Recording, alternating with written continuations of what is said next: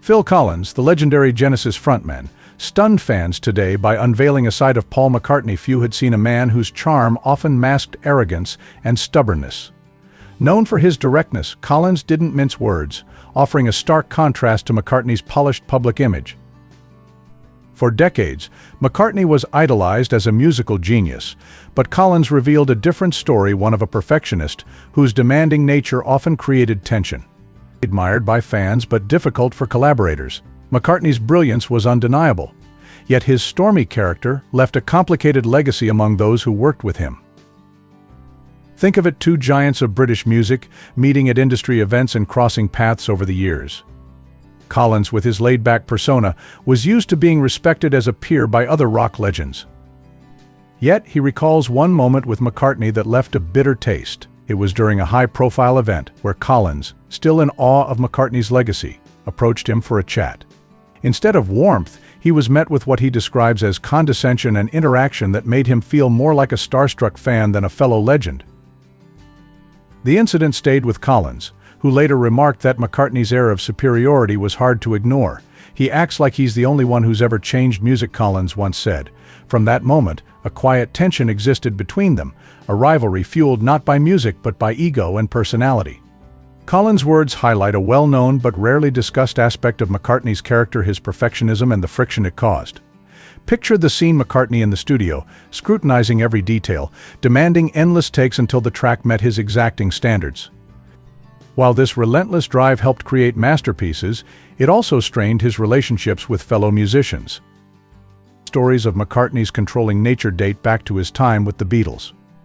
George Harrison often felt overshadowed, his creative ideas brushed aside by McCartney's dominant personality. Even Ringo Starr, known for his easygoing nature, once quit the band temporarily during the recording of the White Album, frustrated by McCartney's demands. These tensions only grew as the band approached its final days, with McCartney's desire to keep the Beatles together clashing with John Lennon's increasing detachment. Collins wasn't the only high-profile musician to experience tension with McCartney. In the 1980s, McCartney's relationship with Michael Jackson took a sour turn after a shocking business move by Jackson. During their friendship, McCartney had shared advice about investing in music publishing. Jackson took that advice to heart, perhaps too much. In 1985, Jackson outbid McCartney and purchased the rights to Northern Songs, the publishing company that owned most of the Beatles' catalog. Imagine McCartney's shock. The songs he had written with Lennon, the very foundation of his legacy, now belonged to someone else, someone he had trusted. Though Jackson claimed it was just business, McCartney never truly forgave him. Their friendship, once full of mutual admiration, dissolved, leaving McCartney with a bitter lesson about trust in the music industry. Another chapter in McCartney's turbulent history involves Alan Klein, the controversial manager hired by Lennon, Harrison, and Starr in the late 1960s. McCartney distrusted Klein from the start, believing he was more interested in profit than the band's well-being. His refusal to work with Klein created a rift within the Beatles, eventually leading McCartney to sue his bandmates to dissolve their partnership in 1971. It was a bitter and painful process. Imagine the headlines: McCartney, the man who had once been the glue holding the Beatles together, now standing in court against the very friends he had shared his greatest successes with. Though the lawsuit allowed McCartney to regain control of his career, it left scars that took years to heal. Behind the magnetic charm of a musical legend and the serene facade of a rock star turned family man lay a man grappling with unimaginable grief. In 1998, Paul McCartney's seemingly charmed existence was pierced by the devastating loss of his wife, Linda McCartney, a woman who had not only been his muse but also his anchor in the tempestuous sea of global fame. Their marriage had been a rarity in the cutthroat world of rock and roll, a union of genuine love and mutual respect, untouched by the scandals and temptations that often shadowed others in the industry. Linda was more than just his partner. She was his unwavering companion, the mother of his children, and a source of calm in the storm of superstardom. Her death from breast cancer left McCartney utterly bereft, adrift in a world that no longer made sense without her. Picture this: a man who had played to millions, standing alone in the quiet of an empty home, the silence deafening without Linda's laughter or her gentle encouragement. For McCartney, the days following her passing blurred into one long gray expanse of despair. His once vibrant creativity seemed to wane, and every song he wrote carried an undercurrent of sorrow, a stark contrast to the buoyant melodies that had once defined him. But the turbulence didn't end there. In the years after Linda's death, McCartney sought solace in a new chapter of his life, a decision that would lead to more heartache. His marriage to Heather Mills in 2002 initially appeared to be a chance for renewal, a way to rebuild the life that had crumbled. Yet beneath the surface of their whirlwind romance lay cracks that would eventually split wide open. What began as a hopeful union quickly descended into a caustic and highly publicized nightmare.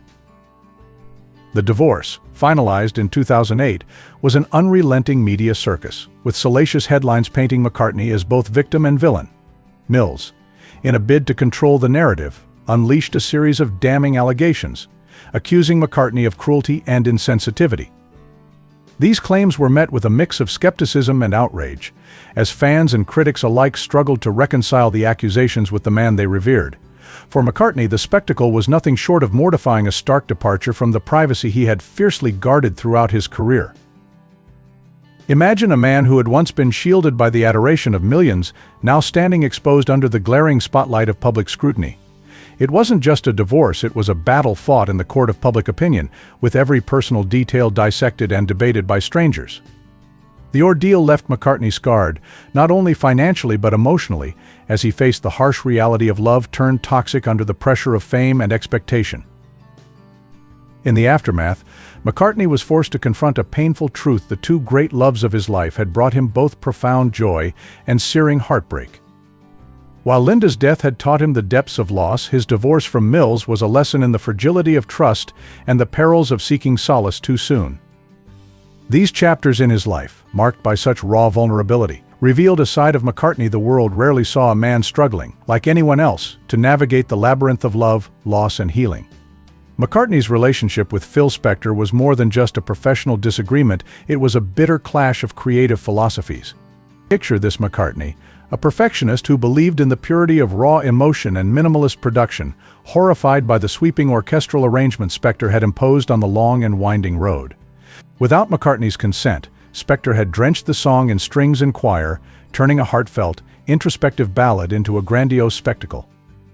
For McCartney, it wasn't just about artistic differences, it was a violation of trust, an unwelcome interference in one of his most personal compositions. The fallout was immediate and intense. McCartney, seething with frustration, saw the incident as the final nail in the Beatles' coffin. He felt powerless, overshadowed by Spector's domineering presence and the bandmates who had allowed it.